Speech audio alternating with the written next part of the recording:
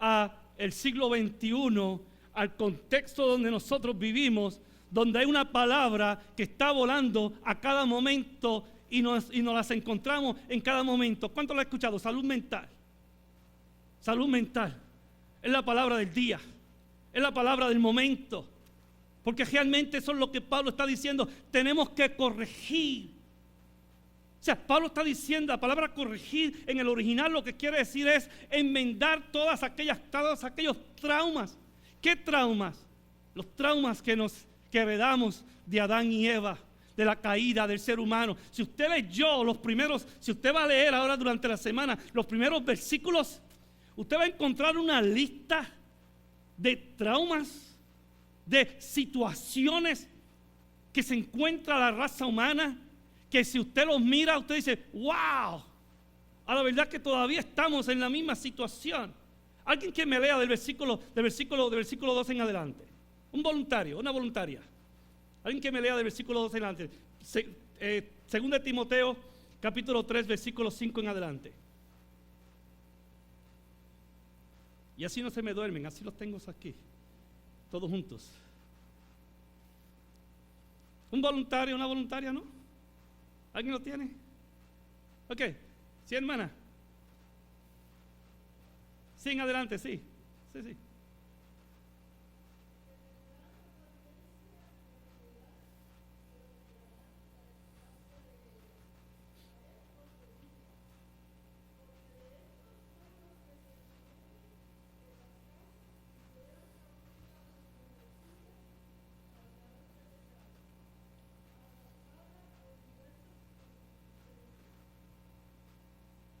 Sigue, sí.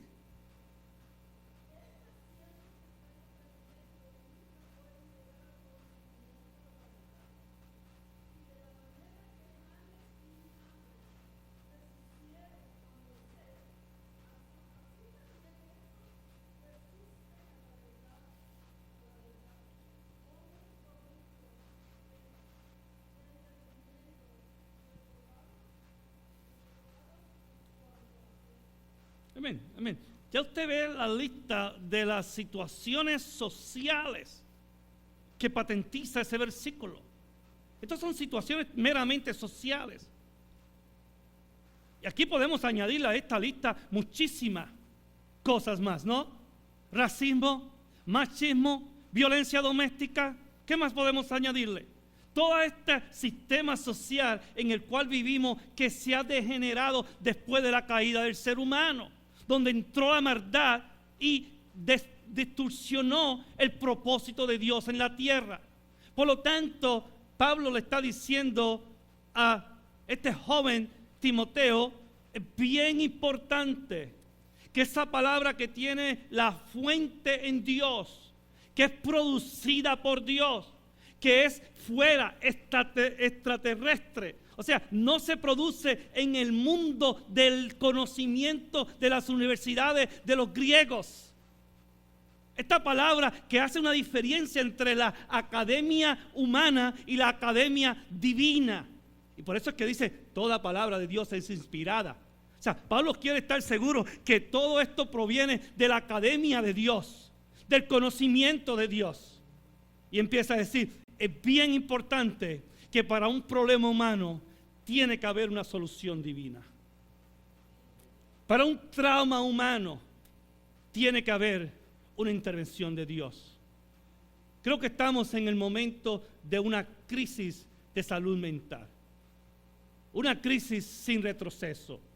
Una crisis donde se ha incrustado, se ha desvalorizado tanto la imagen, ya sea de la mujer, ya sea del hombre, ya sea del hispano, ya sea del inmigrante, ya sea de la persona sin casa. O sea, donde se ha degenerado toda aquella cosa que no es popular, todo lo que no es normal, todo lo que no proviene del sueño americano, todas aquellas cosas que son muy específicas de un lugar, se ha degenerado tanto que yo creo que necesitamos una intervención divina. Por lo tanto, Pablo le está diciendo a Timoteo, tu tarea es grande.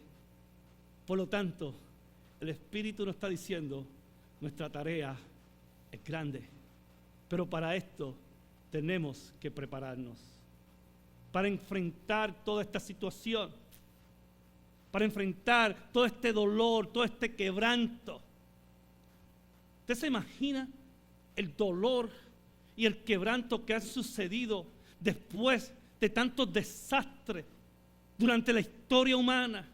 Generaciones perdidas, tratando de recuperar emocionalmente.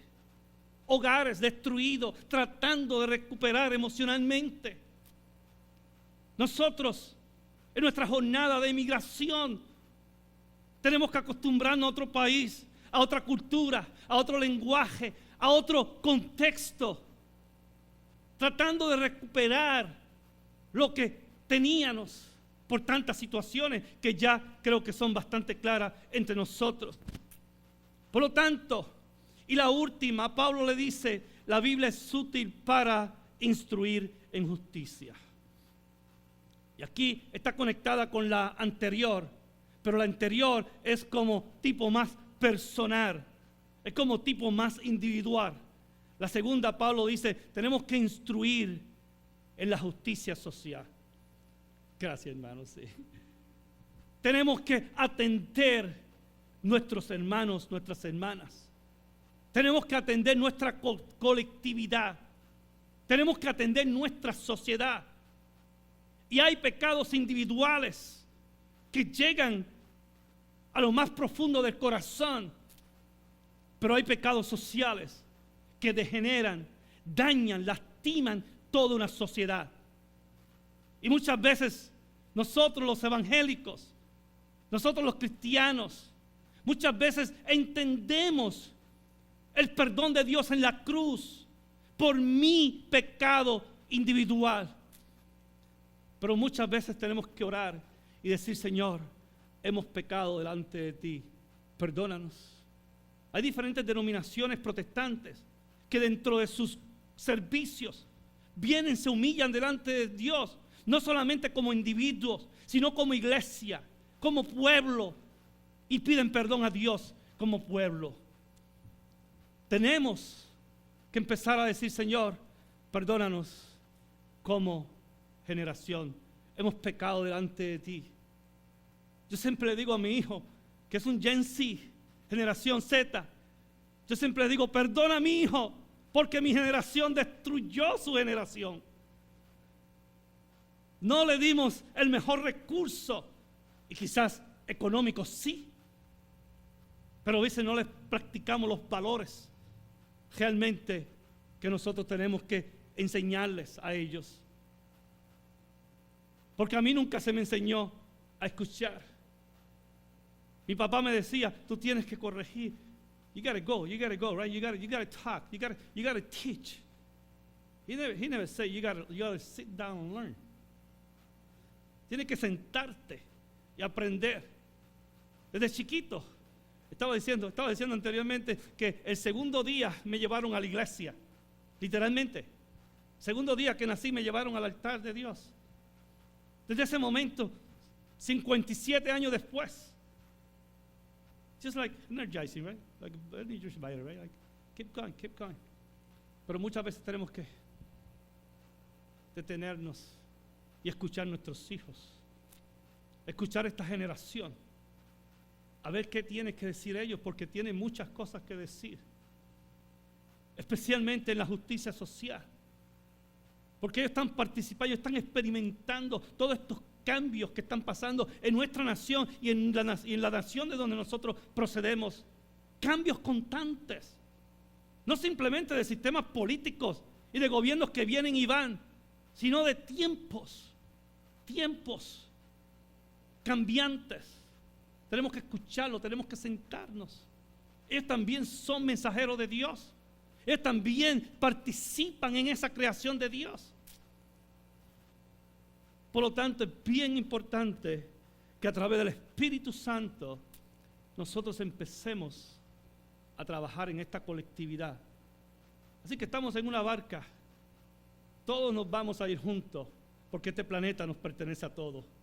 Y una vez acabe, no tenemos lugar, solamente aquellos que dependen de la misericordia, el perdón de Dios, y un día vamos a estar eternamente con Dios celebrando. Pero mientras tanto, esto es lo que tenemos. Somos llamados, y yo diría más,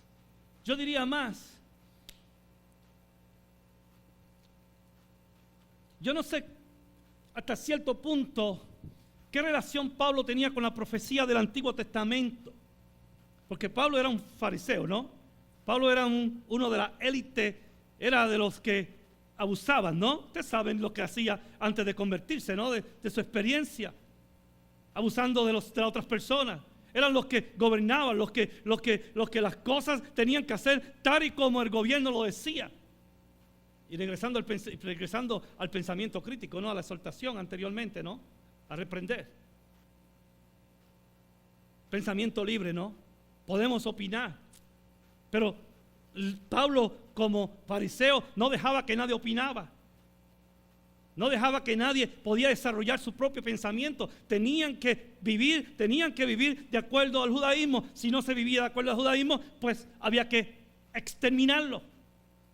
Literalmente, ¿no? Ustedes saben eso, ¿no? Ok, estamos juntos. Que los miro como asombrados, ¿no? Que les estoy diciendo algo nuevo. Pablo literalmente iba a llevar a la gente, a los cristianos, lo iba y los quemaba y los despasajaba y los destruía literalmente. Yo no sé la relación de Pablo con los profetas del Antiguo Testamento, pero si nosotros leemos los profetas una y otra vez, nos están animando.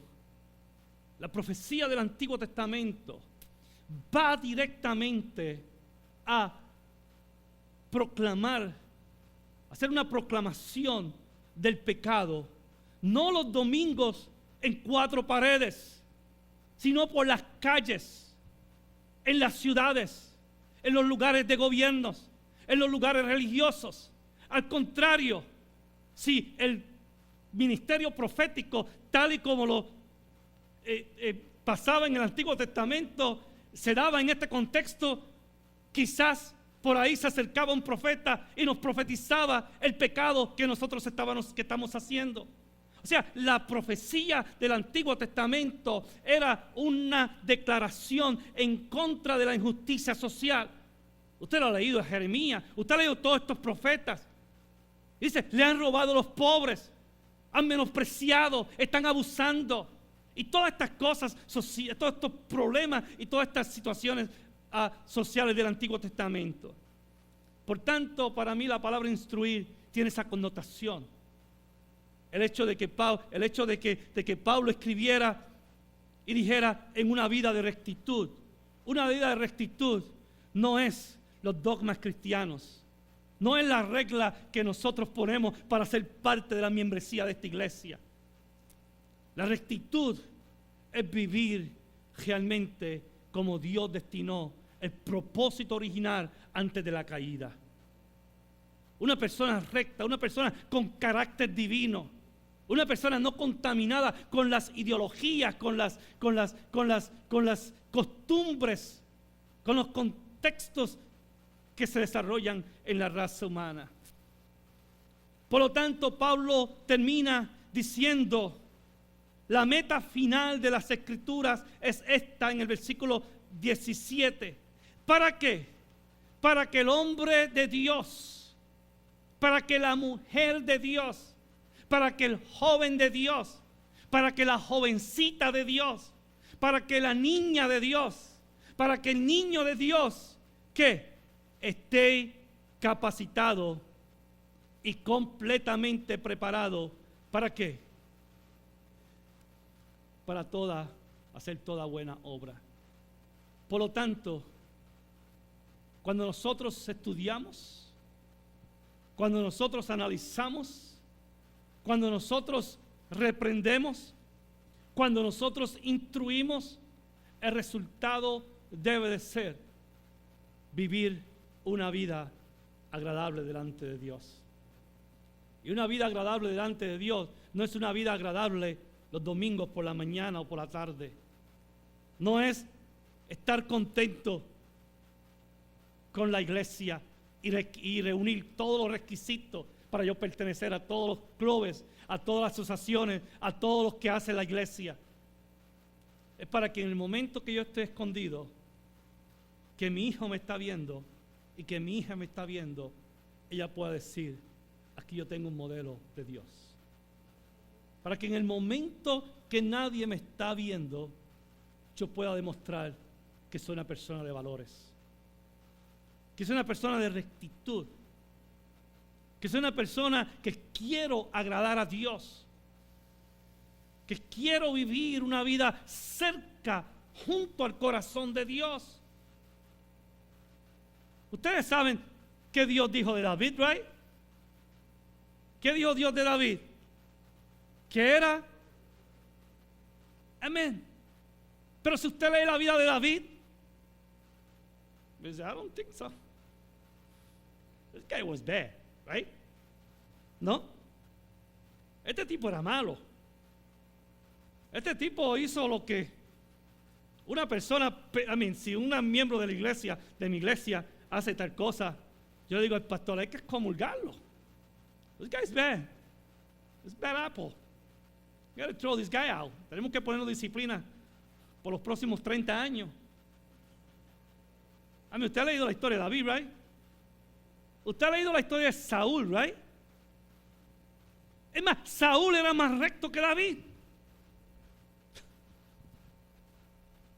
Pero tenía algo bien importante, que David se humilló delante de la presencia del Señor. David dijo, Señor, he pecado y mi pueblo ha pecado y el pueblo ha pecado por mi desobediencia. Por lo tanto, empezó a humillarse delante de Dios. Dios lo que está buscando que nosotros nos humillemos. No es que nosotros empecemos a conocer para justificar nuestras propias ideas, ya sea de los republicanos, de los demócratas, de los izquierdas, de los derechas, de los que son, de los que no son, de los populares en Puerto Rico, de los PNPs. En México, ¿quiénes son?